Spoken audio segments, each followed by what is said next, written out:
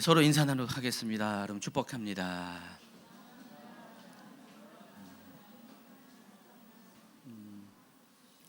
우리 현재 형제 나갔나요? 예. 어디 있어요, 현재? 현재 어디 있어요? 예. 왜냐면은 언젠가부터 우리 임창원 지사님 모집하는데 같이 이렇게 형제가 따라서 했잖아요. 아들은 아니고요. 아들 뻘되는 그 형제인데 머리를 깎았어요. 내일 군대를 간다 그래가지고 시작한 지 얼마 안 되는데 군대를 가네요. 그래서 특별하게 소개를 하는 겁니다. 다음 주부터 안 보일 것 같아서 일로 와봐, 현재. 현재 일로 와. 장래 말고 현재 일로 와. 인사드려. 군대 여기 인사드려. 여기 그냥 인사하라고. 네, 잘 가. 네. 옛날에 어릴 때 봤는데 벌써 커가지고 군대를 가네요. 군대 간 거 기억하는데 얼마 있다도 제대한대요. 또 요즘은 너무 좋습니다. 오늘 말씀을 먼저 같이 읽도록 하겠습니다. 에베소서 5장 31절부터 33절까지 말씀입니다. 한번 같이 읽어볼까요? 그러므로 사람이 부모를 떠나 그의 아내와 합하여 그들이 한 육체가 될지니 이 비밀이 크도다. 나는 그리스도와 교회에 대하여 말하노라. 그러나 너희도 각각 자기의 아내 사랑하기를 자신같이 하고 아내도 자기 남편을 존경하라. 아멘. 늘 에베소서 읽을 때마다 갑자기 또 생육하고 번성하라는 말이 생각이 납니다. 뭔 말인지 이해를 못하는데 조크예요. 애를 배라고요. 이해를 못하시네. 죄송합니다. 오늘 이제 가정의 주일이라서 제가 가정의 주일과 관련된 조크를 한 겁니다. 오늘 이제 가정의 달 마지막 부부 주일인데, 그리고 다음 주가 성령 강림 주일입니다. 또 이번 주 특별히 오순절 기도회가 또 우리 교회 가운데 내일부터 금요일까지 진행이 됩니다. 5월 달은 참 바빠요. 이것저것 가정의 달 여러 행사들을 해야 되는데 이번에는 끝나자마자 바로 또 성령 강림 주일까지 바로 이어지는 특별한 그런 달인 것 같습니다. 평소 같으면은 이 자리에서 우리가 몇 분이 나와서 각 부부들 대표해서 편지를 또 읽기도 하고 또 각각 또 편지를 써서 상대방 배우자에게 전달하기도 하고 그런 시간을 갖는데 언젠가부터 제게 이제 약간의 그 부담스러운 마음들이 생겼어요. 왜냐하면은 그런 상대방이 있는 부부가 있는 그런 분들이 있지만은 또 우리 곁에는 그렇지 않은 분들이 있어요.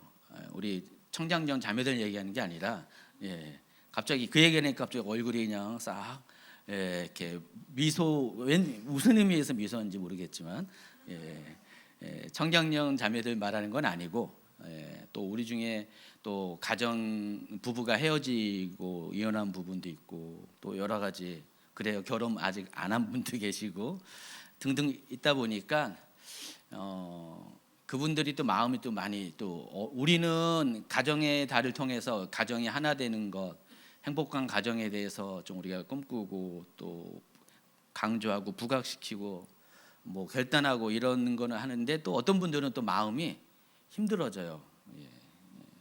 왜냐면은 나는 그렇지 않으니까 그런 것도 많이 신경이 쓰이기도 합니다.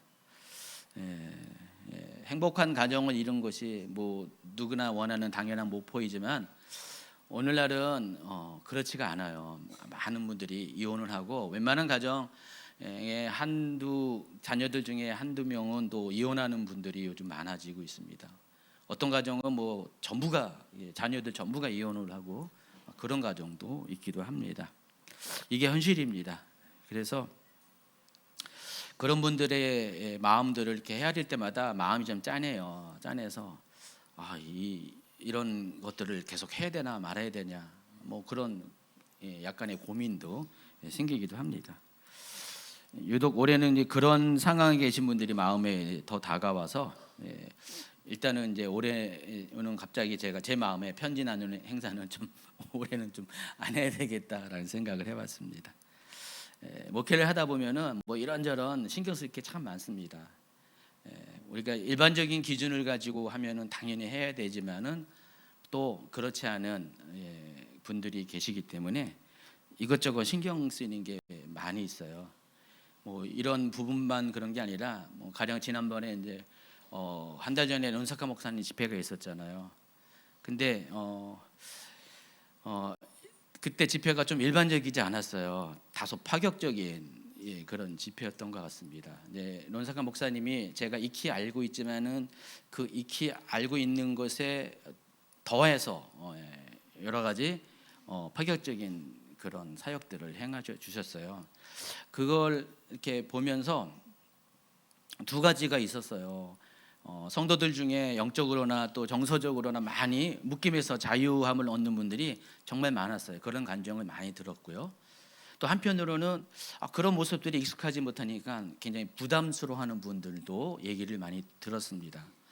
그러다 보니까 과연 제가 그 담임 목사로서 이 부분을 어떻게 또 정리를 해야 되나라는 고민도 생깁니다. 전자의 경우는 뭐 목사님 뭐 그런 거 왜 신경 쓰세요 막 그러는데 또 후자를 생각 안 할 수가 없다라는 것입니다.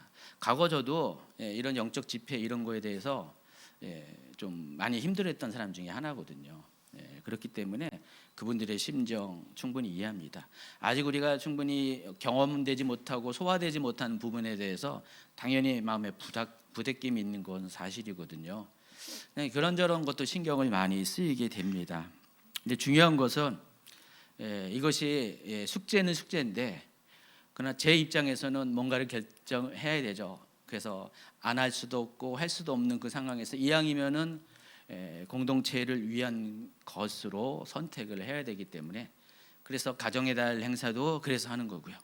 또 이런 영적인 집회도 그래서 하는 것입니다. 물론 다수를 위해서 한다는 그런 차원은 아니고요. 교회의 영적인 성장과 성숙을 위해서 무엇이 교회를 위한 것인가를 생각해서 그런 결정을 해는 것입니다. 그래서 여러분 혹시라도 가정의 달 내년에도 또 행사를 할 텐데 마음이 약간 그럴 때마다 뒤로 숨고 싶은 분이 계시는 분이 있다 할지라도 좀 인내하세요. 인내하면은 언젠가는 하나님께서 그 마음도 극복하게 하시고 환경도 상황도 변화시켜 주실 것을 저는 확실합니다.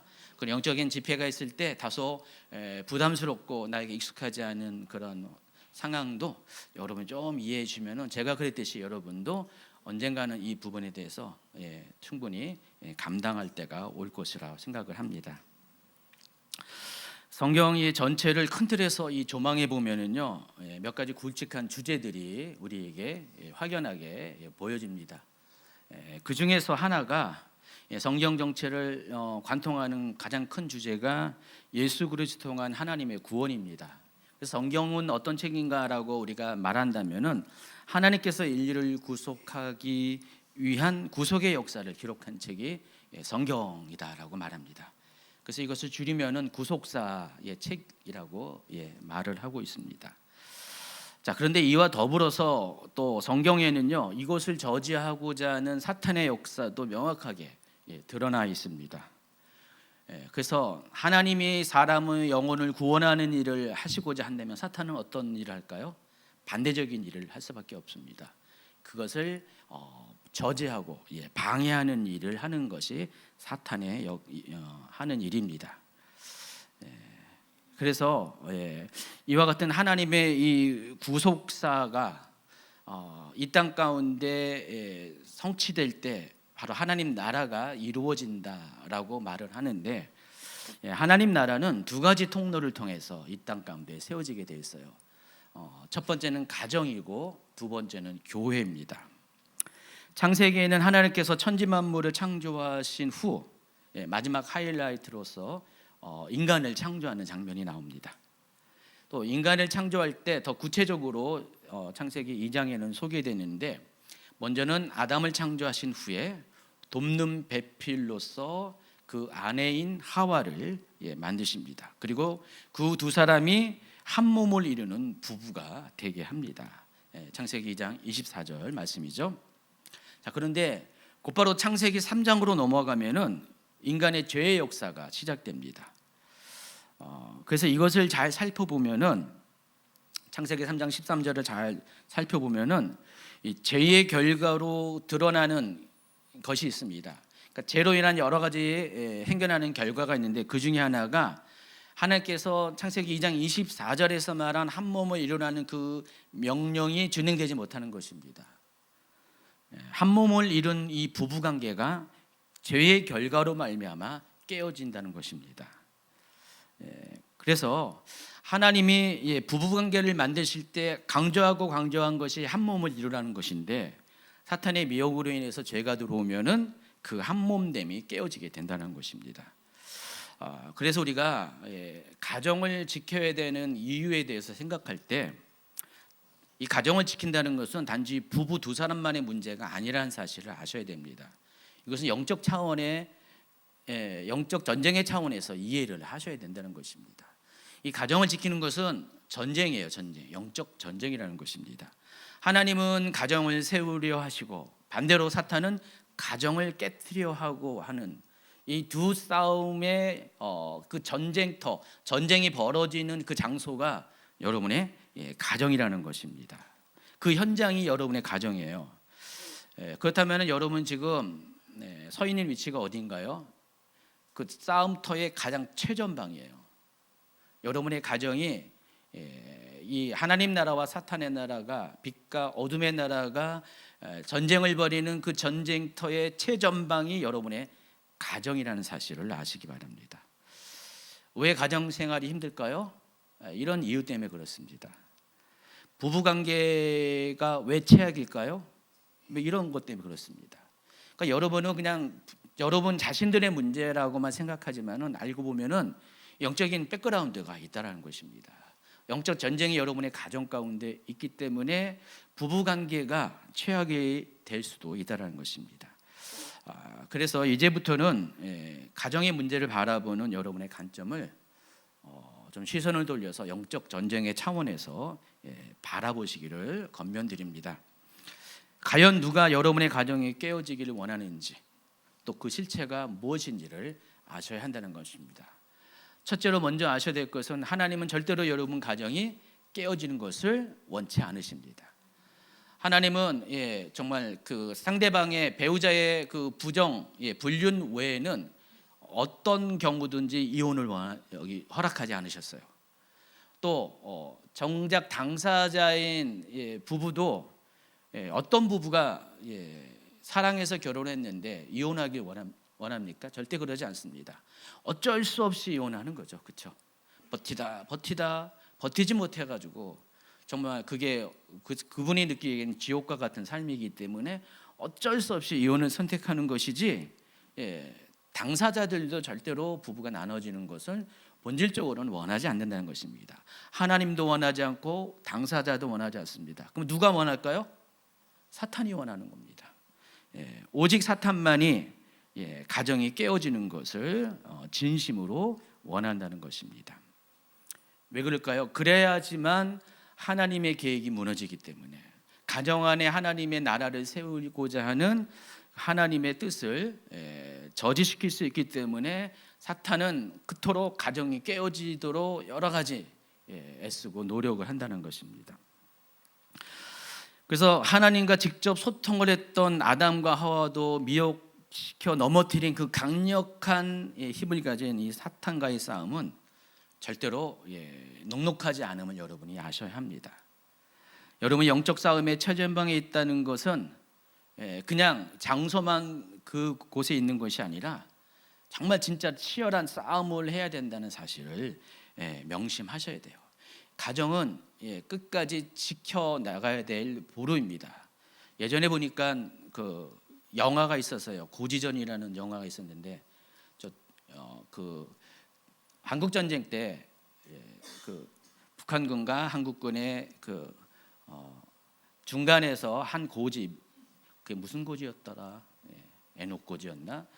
거기에서 정말 이렇게 휴전이 있을 때까지 그냥 수없이 계속 전투가 벌어져 가지고 주인이 바뀌는 그 내용을 가지고 이제 만든 영화인데 정말 휴전이 올 때까지 정말 피 터지게 싸웠습니다. 많은 사상자가 생기면서 어느 날은 북한군이 그 고지를 차지하고 어느 군은 또 한국군이 그 고지를 차지하고 이런 것들이야 치열한 아주 그냥 전쟁터. 여러분의 가정이 바로 그 고지 전의 장소와 같다는 사실을 아시기 바랍니다. 어떤 날은 여러분의 가정의 주인을 하나님께로 하나님으로 모시고 어떤 날은 그 자리로 사탄이 들어올 때가 있다는 것. 그래서 여러분이 여러분 가정 안에 이미 전쟁은 오래전부터 시작됐고 지금도 계속 진행되고 앞으로도 진행될 수밖에 없다는 사실을 좀 아시기 바랍니다. 그래서 결코 빼앗기지 말아야 할 가정의 하나됨을 지키기 위해서는 치열한 영적 전쟁을 해야 되고 어떠한 대가도 치를 준비를 해야 된다는 것입니다. 그런데 상황이 이럼에도 불구하고 많은 분들이 자신이 싸워야 할 진정한 적이 누구인지를 잘 몰라요. 적과 싸워야 되는데 어떤 분들은 아군끼리 싸우고 있어요. 여러분, 부부는 아군이에요. 적이 아니에요. 원수가 아니라는 것입니다. 어떤 분은 농담 반 진담 반으로 저 왼수 그러는데 계속 그런 말 하다가 언젠가는 왼수가 돼버려요.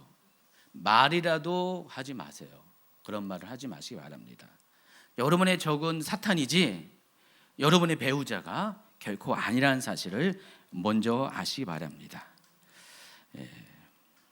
그래서 적과 아군을 제대로 분별해야지 가정 안에서 일어나는 영적 전쟁을 여러분이 승리할 수가 있습니다. 사탄이 무너뜨리고자 하는 두 번째 타켓이 교회입니다. 교회가 사탄의 타깃이 이유가 있습니다. 하나님께서는 결혼 관계 안에서 하나님 나라를 세우려 하신 것처럼 이제는 신약 시대에 예수님이 오신 이후부터는 교회와 그리스도의 연합을 통해서 하나님의 나라를 세워가시고자 하나님의 계획이 시작되었기 때문에 그렇습니다. 오늘 본문은 부부가 하나 되어서 한 몸을 이루는 것 같이 그리스도와 교회의 연합을 통해서 하나님 나라를 세워가고자 하는 하나님의 비밀에 대해서 소개를 합니다. 다시 한번 31절과 32절을 읽습니다. 그러므로 사람이 부모를 떠나 그의 아내와 합하여 그들이 한 육체가 될지니 이 비밀이 크도다. 나는 그리스도와 교회에 대하여 말하노라. 여기 보면은 하나님께서 창세기 2장에 우리에게 이미 말씀하신 남편이 부모를 떠나서 아내와 한 몸이 될지라라고 하신 이 말씀이 부부관계로 끝난 것이 아니라 이 부부관계는 장차 있을 그리스도와 교회 관계의 그림자라는 것, 상징이라는 것을 우리가 알 수가 있습니다. 사도 바울은 이것을 비밀이라고 미스테리라고 표현을 하면서 하나님의 이 비밀은 하나님의 경륜을 의미하는 것입니다. 하나님이 이와 같은 경륜을 가지고 먼저는 부부를 만드셨고 부부 관계를 만드셨고 그 다음에 그리스도와 교회의 관계를 만드셨다는 것입니다. 그래서 우리가 부부 관계를 잘 아는 사람들은 그리스도와 교회의 관계에 대해서 좀 더 깊이 영적인 깊이 있는 이해를 할 수가 있게 된다는 것입니다. 이 본문 말고도 신약 성경 여러 곳에서는 교회를 그리스도와 결혼 관계로 묘사하는 것들이 더러 발견됐는데 대표적인 것이 고린도후서 11장 2절을 한번 읽어볼까요? 내가 하나님의 열심으로 너희를 위하여 열심히 있노니 내가 너희를 정결한 처녀로 한 남편인 그리스도께 드리려고 중매함이로다. 자, 이것이 교회와 그리스도를 성도와 그리스도를 결혼 관계로 이해하고 묘사하는 그런 내용입니다. 에베소서 5장 23절은 이는 남편이 아내의 머리됨이 그리스도께서 교회의 머리됨과 같다 그랬습니다.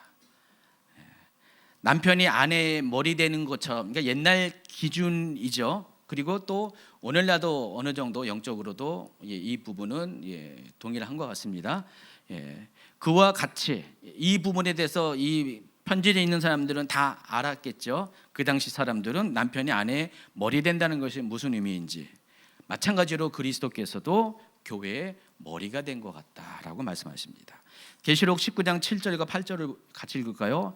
우리가 즐거워하고 크게 기뻐하며 그에게 영광을 돌리세 어린 양의 혼인기약이 이르렀고 그의 아내가 자신을 준비하였으므로 그에게 빛나고 깨끗한 세마포 옷을 입도록 허락하셨으니 이 세마포 옷은 성도들의 옳은 행실이로다 하더라. 이 부분에 대해서 여러분 특별히 뭐 이해를 못하는 건 없겠죠. 결혼식 때 신부는 드레스를 입습니다. 흰 옷을 입는데 지금 이 장면은 모든 이 세상에 대한 심판이 이제 곧 끝나가고 천년왕국이 도래하게 될 텐데 그것이 어린 양의 혼인 잔치로 상징화해서 설명을 합니다. 어린 양은 예수 그리스도를 가리킵니다. 어린 양이신 예수 그리스도가 세상이 다 심판을 받은 후에 신랑으로 찾아오시고 성도들은 교회는 바로 그 어린 양이신 그리스도의 신부가 되어서 천년왕국에서 천년 동안 살게 되는 게 계시록 19장 또 뒤에 20장에 걸쳐서 나옵니다. 바로 이 천년왕국이 혼인잔치와 같은 의미가 있고요. 그때 누가 혼인잔치에 들어갑니까? 깨끗한 신부의 예복을 입은 사람만이 들어갈 수 있습니다. 근데 그것이 여기는 뭐라고 설명했습니까? 성도들의 옳은 행실이라고 그랬습니다. 자, 여기도 결국은 그리스도와 성도의 관계를, 교회의 관계를 신랑과 신부의 관계로 묘사를 하고 있습니다. 이처럼 교회는 가정과 마찬가지로 하나님 나라가 세워지는 현장입니다. 남편을 머리로 하여 한 가정이 세워지는 것 같이 하나님께서는 그리스도를 머리로 하는 교회를 통해 하나님 나라를 세워가십니다. 그러면 만일 교회가 신랑 되신 그리스도와 친밀한 연합관계를 가지고 있으면 하나님 나라가 든든하게 세워지게 될 것입니다. 반대로 교회가 그리스도와 친밀하지 못하면 하나님 나라는 무너지게 되어 있습니다. 가정이 부부가 신랑과 신부가 정말 친밀한 관계로 있으면 가정이 건강하고 든든한 가정으로 서 있지만 만약에 친밀하지 못하면은 서서히 무너진 것과 같은 원리라는 것입니다. 그래서 사탄이 이 영적 전쟁의 최전방인 이 가정을 흔드는 것처럼 동시에 교회 또한 영적 전쟁의 최전방이기 때문에 교회 또한 흔든다는 것입니다. 우리가 일반적으로 생각하기에 교회는 거룩한 사람들, 정말 거듭났기 때문에 온전한 사람들, 성숙한 사람들만 있는 것으로 생각하지만은 막상 교회 안에 들어오면은 아니에요. 은혜 받고 초신자일 때 은혜 받고 들어오면 다 천사인 줄 알았는데 아니에요. 교회 안에 들어오면 그때부터 치열한 영적 전쟁이 벌어집니다. 그래서 어떤 면에서는 세상보다 못한 그런 그 씁쓸함을 느낄 때도 적잖이 있습니다. 왜 그러냐면 이 교회는 영적 전쟁의 현장이기 때문에 사탄이 그 안에 있는 사람들을 가만두지 않습니다. 누가 누구를 부티켜가지고 혼란을 일으키고 미움과 질투가 일어나게 하고 또 원망과 그런 저주의 관계들이 형성됩니다. 그래서 심지어 부부가 이혼하듯이 어떤 교회들은 실제로 분열을 하기도 하고요. 파가 나눠져서 교회가 나눠지고 또 구체적으로 그러지 않아도 교회 안에 서로 파들이 생겨가지고 서로 대립하고 그런 일들이 교회에서 일어나게 된다는 것입니다. 자, 이것은 교회가 영적 전쟁의 전쟁터이기 때문에 일어날 수밖에 없는 어쩔 수 없는 현실이라는 것입니다. 그래서 여러분 혹시라도 교회 안에서 누군가 때문에 내가 정말 힘들고 어렵고 마음이 상하고 막 그럴 때 그 사람에 대해서 그 사람이 나에 대해서 그런 거지만은 그 사람에 대해서 내가 동일한 미워하는 마음과 또 원망하고 또 심지어 이렇게 정죄하는 비난하고 정죄하는 이런 행동을 하는 것은 알고 보면은 그리스도의 몸인 교회를 스스로가 찢어내는 행동이라는 사실을 아시기 바랍니다. 교회 안에 내상을 입히는 바깥으로는 멀쩡한 것 같지만은 스스로 내상을 입히는 그런 어리석은 행동이라는 사실을 아시기 바랍니다. 나도 모르게 사탄의 도구가 되어서 이용당하고 있다는 것을 아셔야 된다는 것입니다. 그래서 깨어 있는 그 지혜로운 가정은 부부와 신랑과 신부는 남편과 아내는 이것이 가정이 영적 전쟁의 전쟁터라는 것 최전방에서 알고 있기 때문에 적과 악은을 확실히 분별해서 어떤 상황이라도 아군끼리 싸우지 않으려고 하는 것처럼 교회 안의 성도들도 마찬가지로 그와 같은 대응을 해야 된다는 것입니다. 여러분 안에 같이 이렇게 있는 이 성도들은요 적이 아니에요. 원수가 아니에요. 원수는 따로 있고요. 이들은 아군일 뿐입니다. 아군도 부대에서 하나가 되기 위해서는 여러 가지 갈등이 있을 거고 서로 알아가는 과정이 있는데 마치 그와 같은 과정을 겪고 있다는 사실을 생각하시기 바랍니다. 여러분 부부싸움은 이제 물레기란 말이 있는데 제가 예전에 몰랐을 때는 부부싸움에 이제 관여를 해가지고 서로 정리도 해주고 막 그랬는데 이제 안 해요. 웬만하면 안 해요. 둘이 다 이렇게 화합이 되잖아요. 나중에는 화살이 저한테 돌아오더라고요. 그러니까 그 사람이 상대방께 만약에 남편이 아내 막 속상해가지고 막 저한테 말을 막 쏟아내요. 그러면은 제가 막 동의를 해주고 그렇죠 막 그렇겠다. 나중에 가면은 그 아내가 저보고 그런 말을 했다면서요 하면서 되게 웃기더라고요. 그래서 부부 싸움은 절대로 제가 이제 관여를 안 하기로 했습니다. 그것도 이제 경험 통해서 제가 이제 웃는 분들은 다 알아요. 그래서 부부는 싸울 때는 치열하게 싸워도 또 하나가 될 때는 그냥 물이 딱 배면 밴 것 같이 다시 하나가 되는 것처럼 다시 그렇게 돼버려요. 오히려 싸우다가 화해하면은 비가 온 뒤에 땅이 굳어지는 것처럼 더욱더 가정이 단단해지는 것들을 자주 보게 됩니다. 그렇다면 교회 공동체도 그리 되어야 한다는 것입니다. 그런데 부부는 싸우다가 다시 화합하는데 교회 공동체는 잘 안 돼. 그게 서로 안 보면 끝이지 하면서 어떤 분들은 저 집사 꼴 보기 싫다고 교회를 떠나고 하면서 막 교회를 떠나요. 교회 안에서 해결해야 되는데 이걸 못 하더라고요. 부부는 가족 관계를 어쩔 수 없이 엮여져 있기 때문에 그렇고 아마 이제 교회 공동체는 또 그런 법적인 구속력이 없다 보니까 아마 그럴 수가 있는 것 같아요. 그런데 우리가 영적 전쟁의 차원에서 생각한다면은 가정이 결국은 영적 전쟁의 승리하기 위해서는 하나가 되고 화해하는 것처럼 교회 또한 그리 되어야 한다는 것입니다. 혹 여러분 중에 교회 안에 누군가와 아직 불편한 마음이 있는 분, 그런 분 있습니까? 또 그냥 그냥 표현도 하지만은 모른 체하고 무시하고 그냥 안면 몰수하고면서 계속 1년 2년 이렇게 살아가시는 분 계십니까? 속히 화해하시기 바랍니다. 고집 부리지 마세요. 계속 그러다가는 여러분 영적 전쟁의 패배자가 되는 것입니다. 하나님 나라를 세우는 자가 아니라 하나님 나라를 오히려 무너뜨리는 자가 될 수 있다는 사실을 아시기 바랍니다.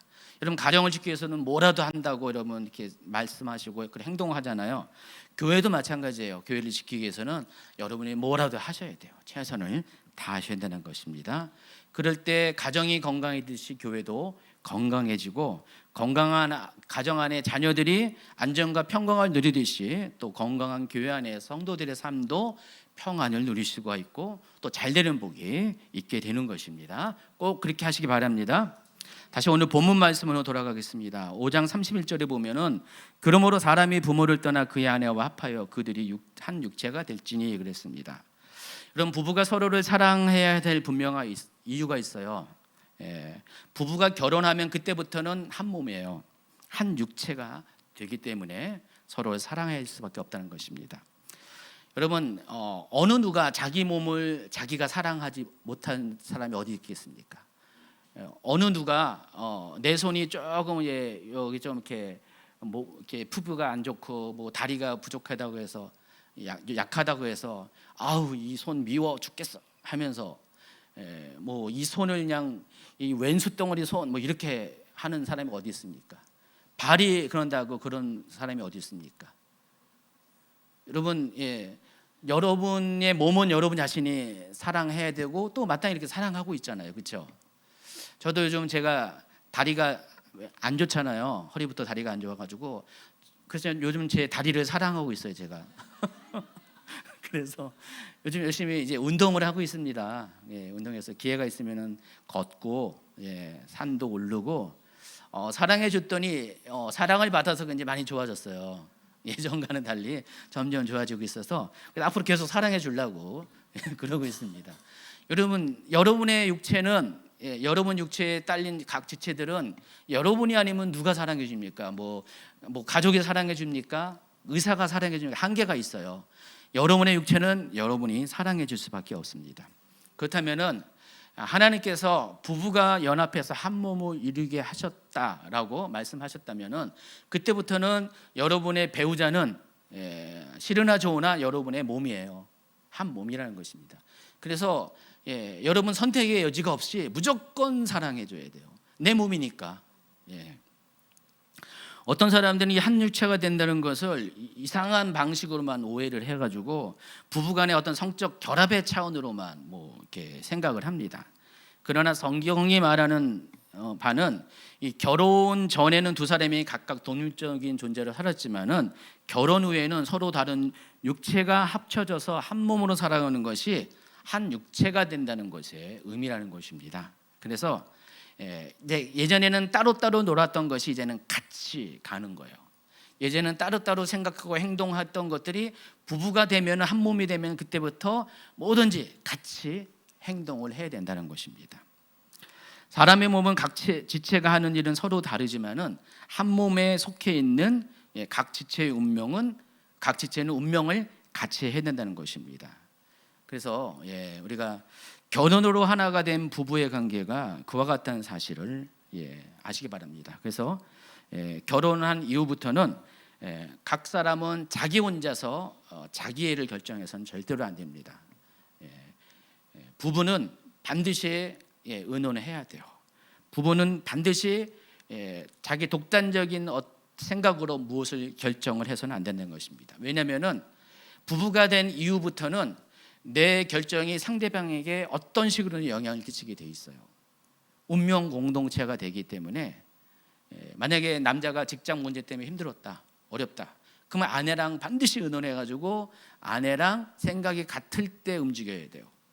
모든 개인사부터 시작해서 또 이 신앙의 문제까지 모든 것들이 독단적으로 해서는 안 된다는 것입니다. 왜냐하면은 그 사람에게 영향을 끼치게 돼 있어요.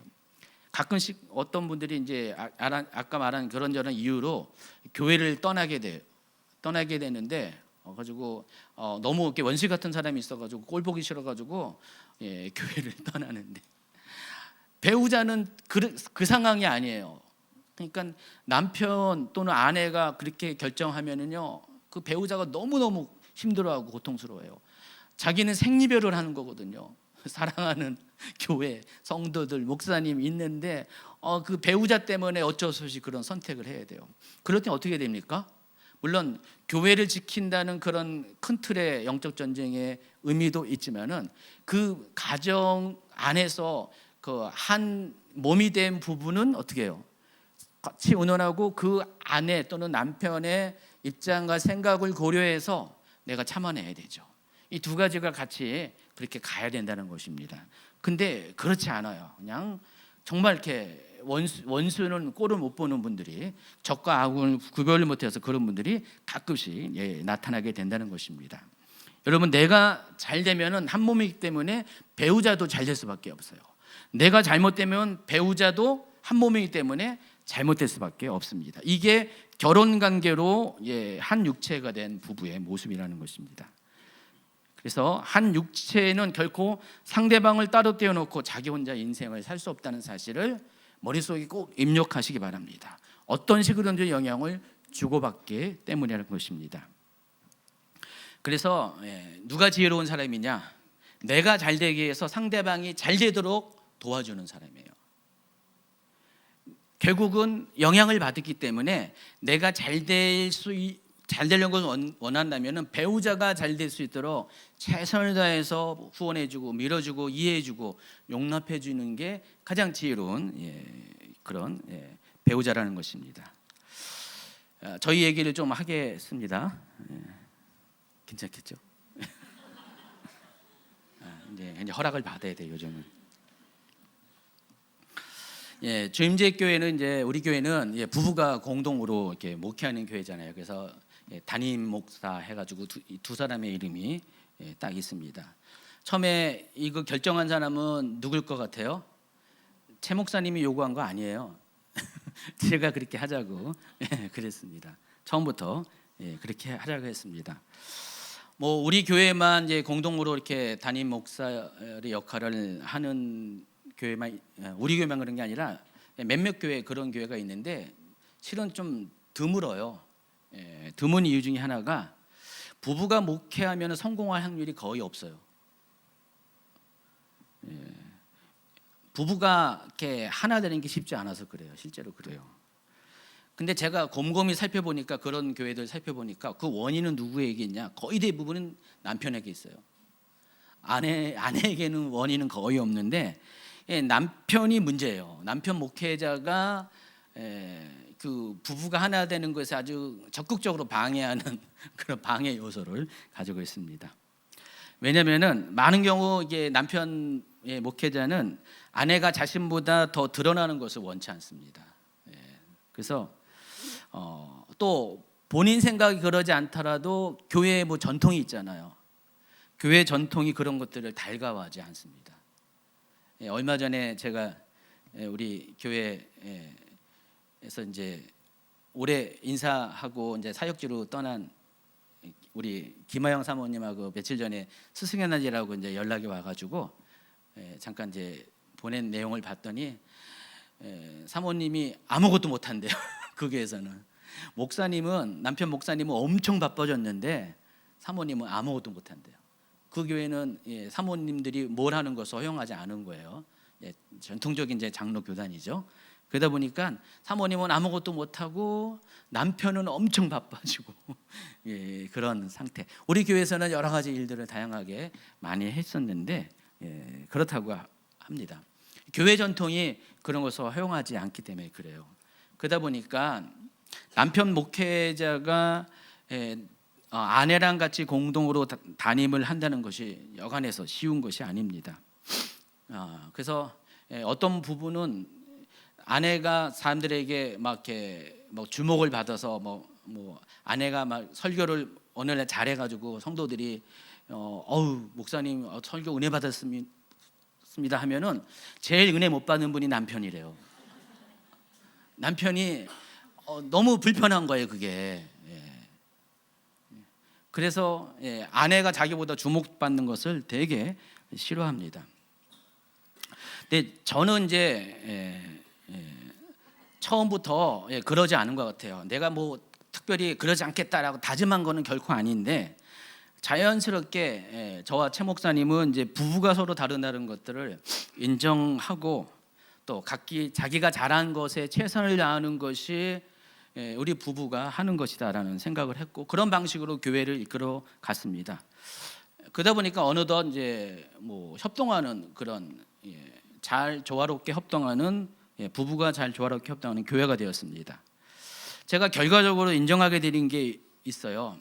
만약 저 혼자서 담임 목회를 했고 최 목사님은 그냥 돕는 배필로서 전통적인 어떤 사모의 역할 또 일부의 좀 역할만 했다면은 오늘날 과연 주임제 교회의 모습은 어떠했을까라고 생각하는데 100점 만점으로 지금 현재를 100점으로 이야기한다면은 아마 50점 이하일 가능성이 많습니다.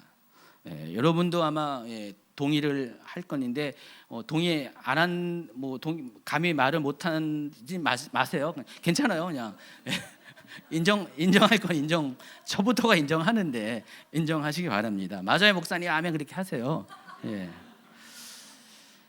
과거로 올라갈수록 외부에서 이제 주임제교회 찾아오신 분들을 보면은 주임제교회 담임 목회자가 저라는 걸 사실 거의 몰랐어요. 대부분 주임주의교회 담임 목사님은 최은양 목사님. 예. 인터넷에 보면은 이제 뭐 교회 우리 교회에 대해서 험담하는 분들이 있어요. 초기에 많이 있었는데 영적 사역을 많이 하니까 그것들이 이제 험담의 대상이 되는데 제 이름은 전혀 안 들어가 있고요. 잘해도 최은양 목사님, 또 뭐 그런 험담의 내용도 최은양 목사님. 예, 최은양 목사님이 우리 교회의 얼굴이고요. 저는 이제 감춰져 있습니다. 와서 이제 교회 와가지고 부부라는 거 처음 아는 분이 있어요. 이제 가끔 그래서 새 가족 모임할 때 우리 부부라고 얘기해요. 가끔씩. 그러면 당연히 알고 있는 줄 알았는데 실제로 어떤 분들은 정말이에요? 그런 분들이 실제로 있어요. 예. 그래서 여러분 유튜브 이렇게 그 영상 조회수만 봐더라도요, 최 목사님의 그 유튜브 조회수하고 저는 아주 비교할 수 없이 차이가 납니다. 예. 어떤 부부의 경우는 이런 사실 자체가 아주 기분이 나쁜 거예요, 남편은. 그리고 자기보다 아내가 드러나는 것이 아주 몹시 불편하고요. 그것 때문에 알게 모르게 자존심 때문에 말은 못하지만은 서로 부부간에 긴장감이 생기고요. 아내도 그걸 느끼고 그러다 보니까 아내가 위축되고 자기 역량을 발휘하지 못한 경우가 많이 있습니다. 그런데 저는 전혀 그것이 문제가 되지 않아요. 예. 제가 너무 이렇게 마음이 이렇게 편해서 그런 건가요? 너무 후해서 그런 건가요? 아닙니다. 저는 최 목사님과 저는 어차피 한 몸이라는 것을 일찌감치 깨달았기 때문에 그렇다는 것입니다. 그래서 최 목사님이 잘 되면은 실은 저도 잘 되는 거예요. 왜냐면은 최 목사님이 되게 아멘 잘하네요. 최 목사님이 이렇게 많이 이렇게 사람들에게 이제 주목을 받으면은 자연스럽게 제 설교 유튜브 영상 조회수도 올라가요. 비례해서. 근데 최 목사님이 수가 떨어지면 저도 떨어져요. 제가 뭐 지금 이런 얘기해서 유튜브 조회수에 굉장히 제가 민감한 그건 아니에요. 예를 들어서 여러분이 쉽게 예를 들어서 하는 거예요. 최 목사님이 조회수가 올라가면 저도 올라가고요. 최 목사님이 조회수가 낮아지면 저도 낮아져요. 제가 너무나 그거를 잘 알고 있죠. 그래서 저는 어쨌든 간에 최 목사님이 주목받을 수 있도록 환경을 만들어 줍니다. 그래서 초창기에 보면은 우리 교회가 지금 뭐 여러 스텝과 시스템이 갖춰졌지만은 그때는 제가 혼자 다 했거든요. 찬양하기 전에 준비 과정을 다 했고요. 뭐 방송 장비, 영상 장비 세팅을 제가 다 하고요. 그리고 딱 누르고 가가지고 찬양 인도하고 그때는 반주자도 없고 뭐 혼자서 기타 치고 뭐 할 때 초창기예요. 하고 끝나고 오면은 다시 이거 끄고 만약에 하다가 뭐 무슨 하울행이 나면 제가 쫓아가서 찬양 인도하면서 하다가 또 조정도 하고 그렇게 다 했었어요. 혼자서 편집하고 또 올리고 이런 것들을 혼자서 다 했습니다. 그러면서도 최 목사님이 더 잘할 수 있도록 막 이렇게 뒤를 막 밀어줄 때가 많았어요. 초창기에 최 목사님이 설교를 안 하겠대요. 아니 못 하겠대요. 주일 설교를 그냥 주중에서 하는 거는 하겠지만은 주일 설교는 너무 떨려서 잘 못 하겠대요. 그래서 제가 하여간 설교하라고 엄청 뒤에서 밀었어요. 끝까지 안 하다가 나중에는 제가 한 달 동안은 제가 설교를 안 했어요. 뭔 이유가 있어서 설교를 안 했는데 어쩔 수 없이 최 목사님이 이제 납득할 수밖에 없는 상황이 생겨가지고 설교를 하게 되면서 그때부터 주일 설교를 하게 되었어요. 만약에 그때 안 했으면 지금도 여러분은 똑같이 주일에 제 설교만 듣게 된다는 것입니다. 그런 과정들이 있었습니다. 그래서 저는 이제 언제적이 가장 좋냐면은 예전에 이제 아무것도 없을 때 우리 둘만 사역할 때가 가장 좋았어요. 그때는 제가 혼자 기타 치고 예배 인도를 하고 할 때인데 물론 지금은 이제 우리 찬양팀이 너무너무 잘하고 있어요. 잘하고 있는데 모든 것이 다 좋고 잘하고 있는데 그때는 둘만 하기 때문에 호흡이 잘 맞았어요. 그래서 제가 어설픈 기타 연주 실력으로 예배를 인도해 갈 때 최 목사님의 영적 상태에 따라서 제가 그걸 다 맞춰주는 거예요. 최 목사님이 지금도 종종 그때가 좋았다라는 얘기를 예, 1년에 한 번 정도는 하는 것 같은데 우리 여기 신방 예배 가면은 이제 다른 게 없으니까 저하고 최 목사님이 기타 하나 갖고 하잖아요. 마치 그와 같은 형태죠. 그래서 제가 이제 기타 연주하다가 최 목사님이 통성기도 할 때 맞춰서 거기에 맞춰서 연주를 또 하고, 또 예언이 선포될 때 거기에 맞춰서 분위기를 만들어 가는 거예요. 예, 그러면 최 목사님이 저랑 할 때 가장 편하게 모든 것이 다 잘 나온다고 그렇게 얘기하더라고요. 예, 제 얘기가 아니라 본인 얘기를 하는 것입니다.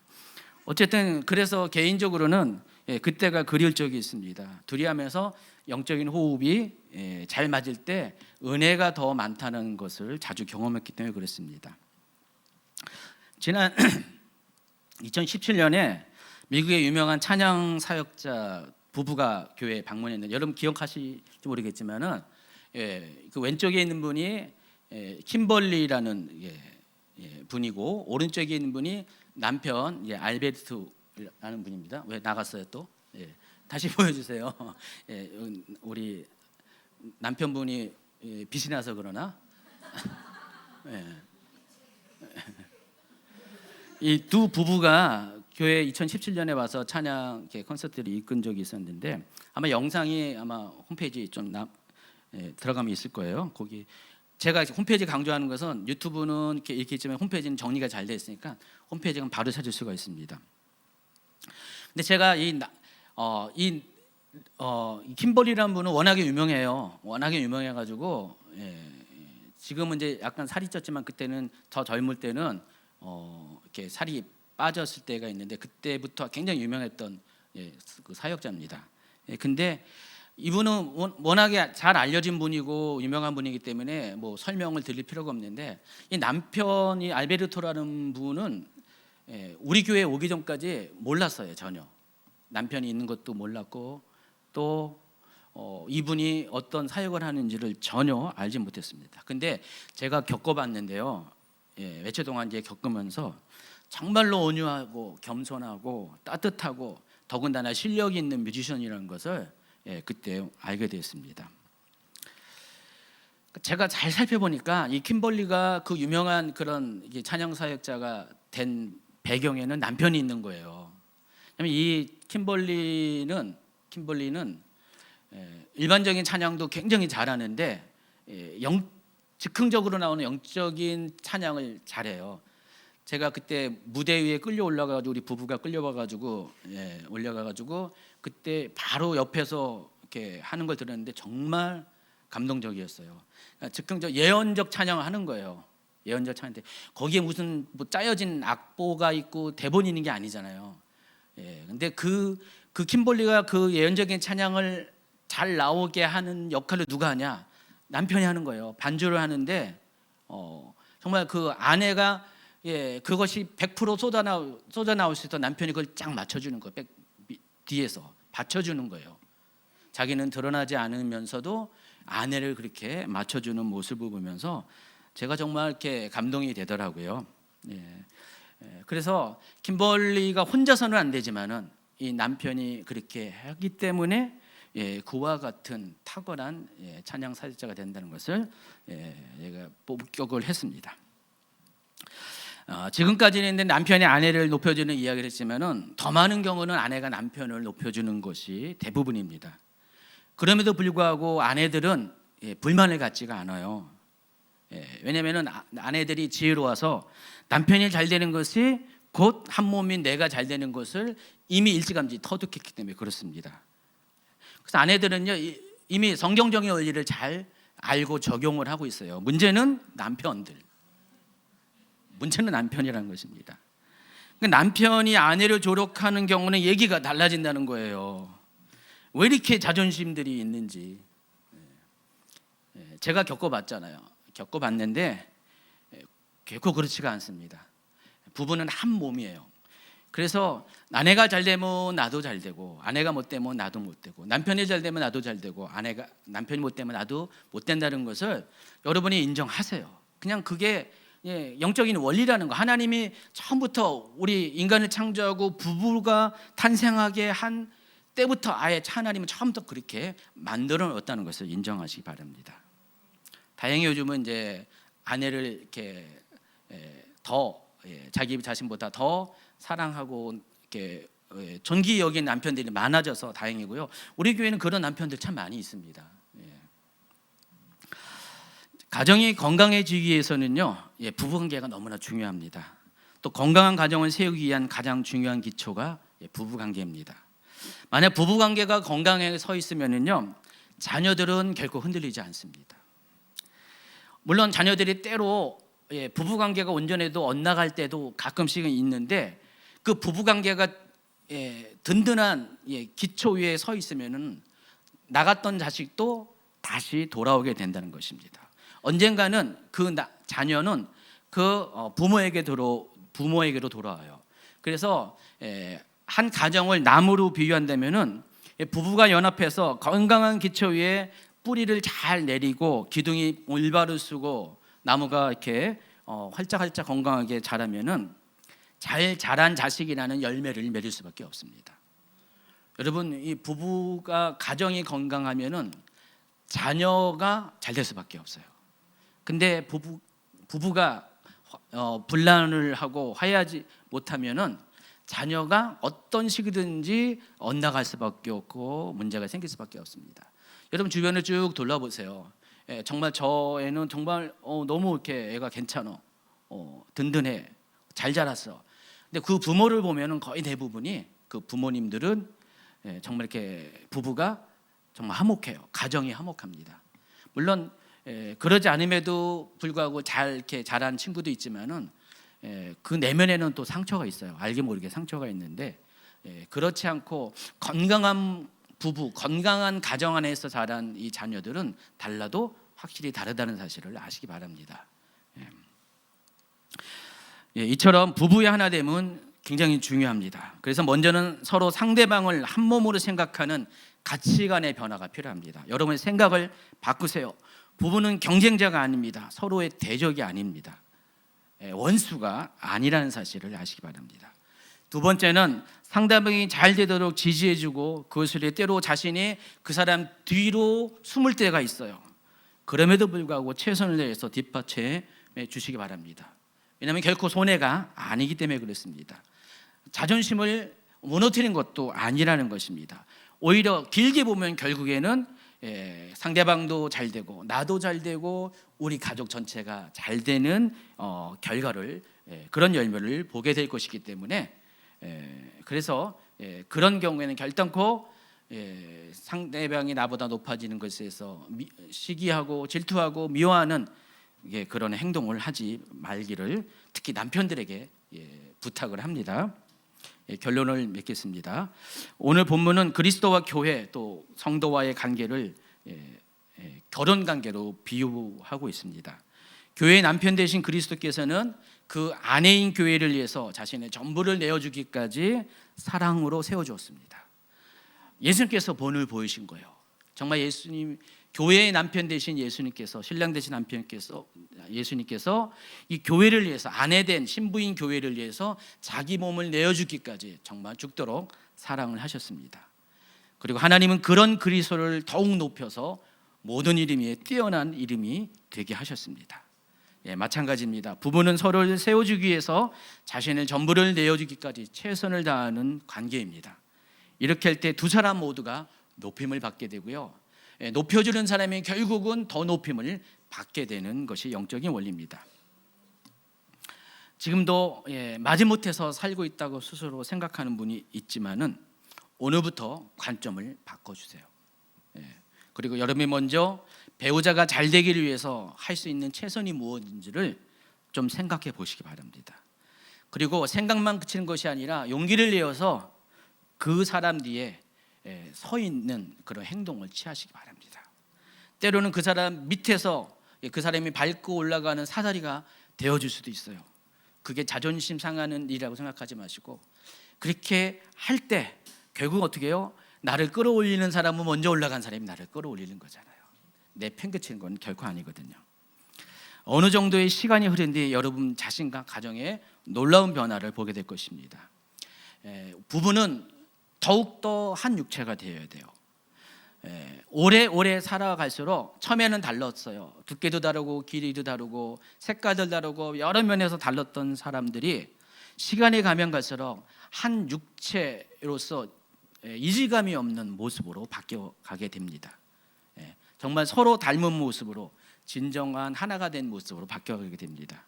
그래서 오래 살아온 경우, 부부의 경우 서로 얼굴 판은 달라도 닮았다는 이야기를 종종 듣습니다. 여러분 부부 중에 이렇게 닮았어요 그런 분들 이렇게 들어보신 적 있죠?